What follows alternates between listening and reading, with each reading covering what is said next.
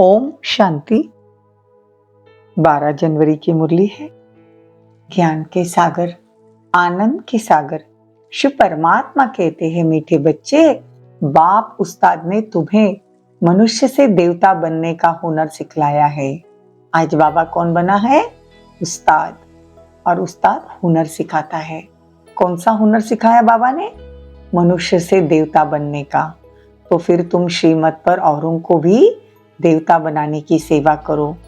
प्रश्न है, अभी तुम बच्चे कौन सा श्रेष्ठ कर्म करते हो जिसका रिवाज भक्ति में भी चला आता है? उत्तर है, तुम अभी श्रीमत पर अपना तन मन धन, भारत तो क्या विश्व के कल्याण अर्थ अर्पण करते हो। इसी का रिवाज भक्ति मार्ग में मनुष्य ईश्वर अर्थ दान करते हैं। उन्हें फिर उसके बदले में दूसरे जन्म में राजाई घर में जन्म मिलता है। तुम बच्चे संगम पर बाप के मददगार बनते हो तो मनुष्य से देवता बन जाते हो। गीत है, तूने रात गवाई सो के। ओम शांति। बाप बच्चों को समझाते हैं। जब बच्चे समझते हैं तब फिर औरों को समझाते हैं। नहीं तो औरों को कैसे समझा सके? अगर खुद नहीं समझेंगे तो औरों को नहीं समझा सकते। अगर खुद समझते हैं तो औरों को समझा सकते हैं। तो बाबा कहते हैं कि मैं ऐसा हुनर सिखलाता हूं जो तुम मनुष्य से देवता बनते हो। कोई हुनर सिखाता है तो उसको फैलाता है। यह हुनर तो बाप उस्ताद ने सिखाया है कि मनुष्य से देवता कैसे बना जाता है। देवताएं जिनके चित्र भी मनुष्य को देवता बनाते हैं, तो गोया वह देवता अभी नहीं है, लेकिन देवताओं के गुण गाए जाते हैं। मंदिरों में जाके गुण गाते हैं, आप सर्वगुण संपन्न। तो बाबा कहते हैं, अभी है असुरो गुणों वाले मनुष्य, और सतयुग में क्या थे? दैवी गुणों वाले। तो बाबा कहते गुण वाले देवताएं थे सतयुग में, और अवगुण वाले मनुष्य है कलयुग में। अब ऐसे अवगुण वाले मनुष्य को देवता कौन बनावे? गाया भी हुआ है, मनुष्य से देवता किए करत न लागी वार। यह महिमा तो है परमपिता परमात्मा की। अवगुण प्राप्त होते हैं माया रावण से। बाबा कहते हैं, इससे गुणवान फिर अवगुणी कैसे बनते हैं? सर्वगुण संपन्न। और फिर सर्व अवगुण संपन्न कौन बनाता है? सर्वगुण संपन्न शिव बाबा बनाते हैं, और सर्व अवगुण संपन्न रावण बनाते हैं। ये तुम बच्चे जानते हो, गाते भी हो, मुझ निर्गुण हारे में कोई गुण नहीं। देवताओं के आगे कहते ना, तो बाबा कहते हैं, इस समय सब अवगुण सब में भरे हैं। इस समय तो वो गुण किसी में नहीं है। देखो, खान पान आदि में भी कितना गंदापन है। देवताएं वैष्णव संप्रदाय के हैं, और इस समय मनुष्य रावण संप्रदाय के हैं। खान पान कितना बदल गया है। सिर्फ ड्रेस को नहीं देखना, देखा जाता है खान पान और विकारीपन को। बाप खुद कहते हैं, मुझे भारत में ही आना पड़ता है। आज बाबा गुण अवगुणों की बातें कर रहे हैं। बाबा समझाते हैं कि अभी हम जो शिव बाबा अर्थ तन मन धन अर्पण करते हैं तो ऊंच पद पाते हैं, और यही भक्ति मार्ग में रिवाज चला आया, ईश्वर अर्थ दान पुण्य करने का। तो तुम श्रीमत पर इतने उच्च कर्म सीखते हो तो तुमको जरूर फल मिलना चाहिए। तन मन धन अर्पण करते हो, वो भी ईश्वर अर्थ करते हो, कोई के थ्रू।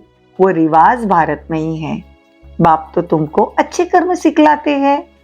तुम यह कर्तव्य सिर्फ भारत तो क्या, परंतु सारी दुनिया के कल्याण अर्थ करते हो, तो उसका एवजा मिलता है। हम अपना तन मन धन पूरे विश्व की सेवा के लिए अर्पण करते हैं, तो बाबा कहते हैं उसका एवजा मिलता है मनुष्य से देवता बनने का। तो जो श्रीमत पर जैसा कर्म करते हैं वैसा फल मिलता है। कितना जीवन परिवर्तन हो जाता है। देखो आत्मा भी खुद बोलती है कि हम बाप के बने हैं, दूसरा कोई नहीं चाहिए। मैं आत्मा इस जीव द्वारा मतलब शरीर द्वारा परम पिता परमात्मा के डायरेक्शन अनुसार सेवा कर रहा हूं या फिर कर रही हूं। बाप कहते हैं योग भी सिखाओ और सृष्टि चक्र कैसे फिरता है वो भी समझाओ। जिसने सारा चक्र पास किया होगा वह इन बातों को झट समझेंगे। तो इस चक्र में आने वाले जो होंगे वो ठहरेंगे, जो नहीं होंगे वो नहीं ठहरेंगे। तो लक्ष्मी नारायण का गायन है ना, तो ऐसा राजा रानी बनने के लिए बहुत मेहनत करनी है। जो भागंती हो जाते हैं माया एकदम उन्हें कच्चा खा जाती है। माया के थप्पड़ से बेहोश और बीमार हो पड़ते हैं। तो बाबा इसीलिए पूछते हैं कि बच्चे राजी खुशी हो कि माया ने थप्पड़ लगा दिया, बेहोश हो गए। तो ज्ञान और योग में न रहने के कारण माया एकदम काया चट कर देती है। तो एक तरफ रावण, इसको कहा जाता है आश्चर्यवंत बाप का बनंती, फिर रावण का बनंती। माया बड़ी दुस्तर है, चूहे मुनाफिक काट कर खाना खराब कर देती है। इसीलिए बाबा कहते कभी श्रीमत को छोड़ना नहीं। कठिन चढ़ाई भले है लेकिन बाबा का हाथ नहीं छोड़ना। सर्विस करने वाले बाबा कहते हैं रूप बसंत है, वो छिपे नहीं रह सकते। जो बाबा की सेवा करते हैं बाबा कहते वो रूप बसंत है, वो छिपे नहीं रह सकते। जैसे माँ बाप तख्त नशीन होते हैं तो बच्चों को भी होना है, बाप को फॉलो करना है, नहीं तो अपना पद कम कर देंगे। अच्छा, मीठे मीठे सिकील दे बच्चों प्रति माता पिता बाप दादा का याद प्यार और गुड मॉर्निंग। रूहानी बाप की रूहानी बच्चों को नमस्ते। हम रूहानी बच्चों की रूहानी माता पिता बाप दादा को याद प्यार, गुड मॉर्निंग, नमस्ते, थैंक यू, बहुत बहुत शुक्रिया। तो रात्रि क्लास 28 जून 68। यहाँ सभी बैठे हैं, समझते हैं कि हम आत्माएं हैं। बाप बैठा है, आत्मा अभिमानी हो बैठना इसको कहा जाता है। बच्चे जो बाप की याद में बैठे हैं वो कमाई करते हैं। आत्मा समझकर बाप के पास बैठे हैं इसको कहेंगे आत्मा अभिमानी। बच्चे जो बाप की याद में बैठे हैं वो कमाई करते हैं। समझेंगे अगर हम पुरुषार्थ नहीं करेंगे तो नापास हो जाएंगे, पद भी बहुत कम हो जाएगा। बच्चों का पुरुषार्थ तो चलता ही रहता है। दे अभिमान के कारण विकर्म होते हैं, इसका 100 गुना दंड पड़ जाएगा क्योंकि हमारी निंदा कराते हैं। ऐसा कर्म नहीं करना चाहिए जो बाप का नाम बदनाम हो। इसीलिए गाते हैं सदगुरु का निंदक ठोर न पावे। ठोर माना पद, बादशाही, बादशाही का पद, उच्च पद मतलब बादशाही। ठोर माना बादशाही।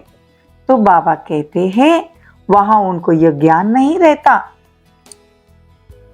क्या ज्ञान नहीं रहता?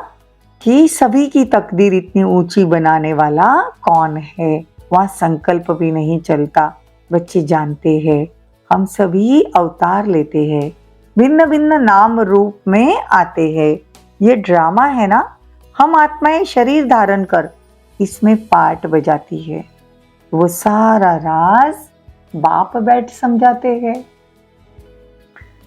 तुम बच्चों के अंदर अतीन्द्रिय सुख रहता है ना, क्योंकि तुम समझते हो कि मैं स्टूडेंट हूँ, गॉडली स्टूडेंट हूँ।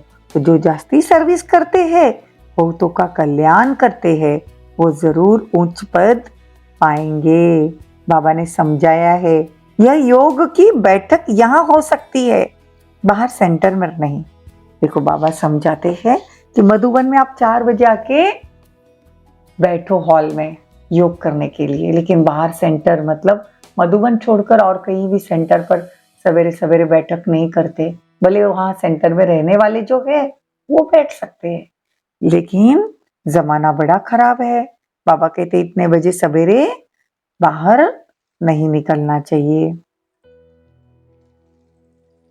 तो ये धारणाएं सिर्फ मधुबन के लिए बाबा कहते हैं, या फिर जो सेंटर पर रहते हैं। तो बाबा कहते हैं ये सब बातें बुद्धि में धारण करनी चाहिए कि हम आत्माएं हैं, उनका यह अकाल तख्त है। तो टेव पड़ जानी चाहिए, टेव मतलब आदत।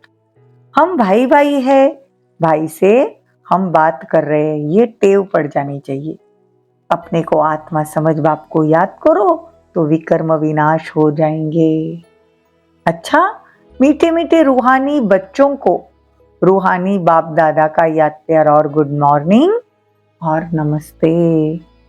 धारणा के लिए मुख्य सार, ज्ञान योग की संजीवनी बूटी से स्वयं को माया की बेहोशी से बचाते रहना, मन मत पर कभी नहीं चलना, रूप बसंत बन सर्विस करनी है, माता पिता को फॉलो कर तख्त नशीन बनना है। वरदान, अपनी शक्तिशाली स्थिति द्वारा दान और पुण्य करने वाले पूजनीय और गायन योग्य भव। अंतिम समय में जब कोई कमजोर आत्माएं आप संपूर्ण आत्माओं द्वारा प्राप्ति का थोड़ा भी अनुभव कर लेगी ना, तो यही अंतिम अनुभव के संस्कार लेकर आधा कल्प के लिए अपने घर में विश्राम करेगी और फिर द्वापर में भक्त बन आपका पूजन और गायन करेगी। कितनी बड़ी बात है।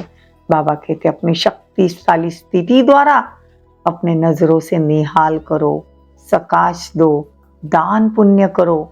तो क्या दान करना है? ज्ञान का दान। तो ये पुण्य का खाता जमा हो जाता है। तो हम पूजनीय जब बनेंगे तो द्वापर से यही लोग हमारी भक्ति करेंगे। इसीलिए अंत की कमजोर आत्माओं के प्रति महादानी वरदानी बन अनुभव का दान और पुण्य करो। ये सेकंड का शक्तिशाली स्थिति द्वारा किया हुआ दान और पुण्य आधा कल्प के लिए पूजनीय और गायन योग्य बना देगा। स्लोगन, परिस्थितियों से घबराने के बजाय साक्षी हो जाओ तो विजयी बन जाएंगे। ओम शांति। ओम शांति।